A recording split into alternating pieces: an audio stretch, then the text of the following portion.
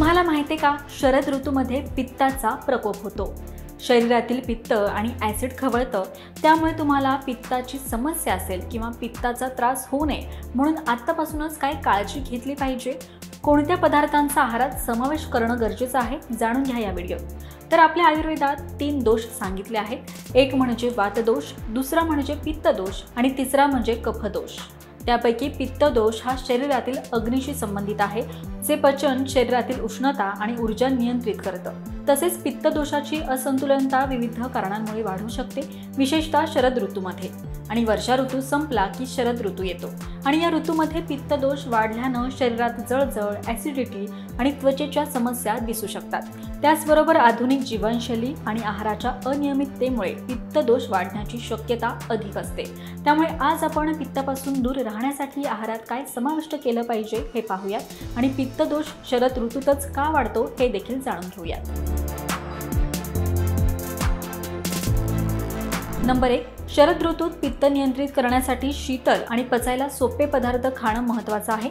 त्यासाठी नारळ पाणी, ताज्या फळांचा रस, दही सारखे शीतल पदार्थ आहारात समाविष्ट करणं गरजेचं आहे। हे पदार्थ शरीरातील उष्णता कमी करतात आणि पित्त शांत ठेवतात।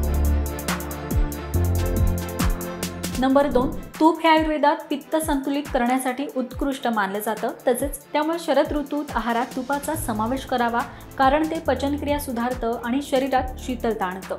आणि तूप खाल्ल्यानं शरीरातील उष्णता कमी होते, त्यामुळे ॲसिडिटी आणि अन्य पित्तजन्य समस्या टाळल्या जातात। नंबर 3, शरद ऋतूमध्ये तिखट आणि मसालेदार पदार्थ पित्त वाढवतात, त्यामुळे चविष्ट तरीही कमी तिखट पदार्थ खाण्याचा प्रयत्न केला पाहिजे। मिरच्या, आलं, लसूण यांसारखे पदार्थ आहारात कमी वापरा, कारण ते पित्ताचं असंतुलन वाढवतात। नंबर 4, पित्त संतुलित ठेवण्यासाठी विविध ताजी फळं आणि भाज्या खाणं फायदेशीर ठरतं। विशेषतः कलिंगड, काकडी, पपई, मोसंबी, संत्रे अशा फळांचं सेवन पित्त नियंत्रित करण्यास मदत करतं।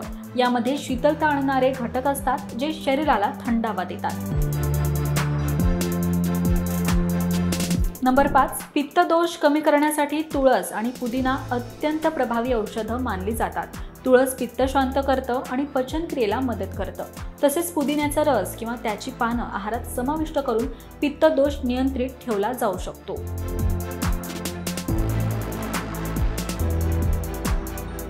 तर आता शरद ऋतूमध्ये पित्तदोष जास्त उत्तेजित का होतो, तर हवामानातील उष्णता आणि कोरडेपणा वाढतो, ज्यामुळे शरीरातील उष्णता पित्तदोषाला उत्तेजित करतं।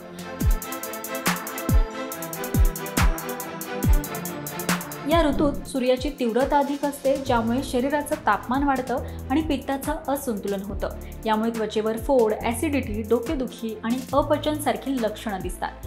तसेच शरद ऋतूमध्ये मसालेदार, तेलकट आणि तिखट पदार्थ अधिक खाल्ल्यास पित्त वाढण्याची शक्यता असते।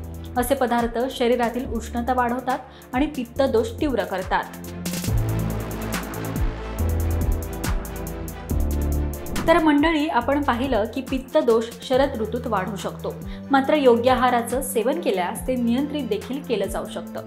फक्त आयुर्वेदाच्या या सोप्या टिप्स फॉलो करा।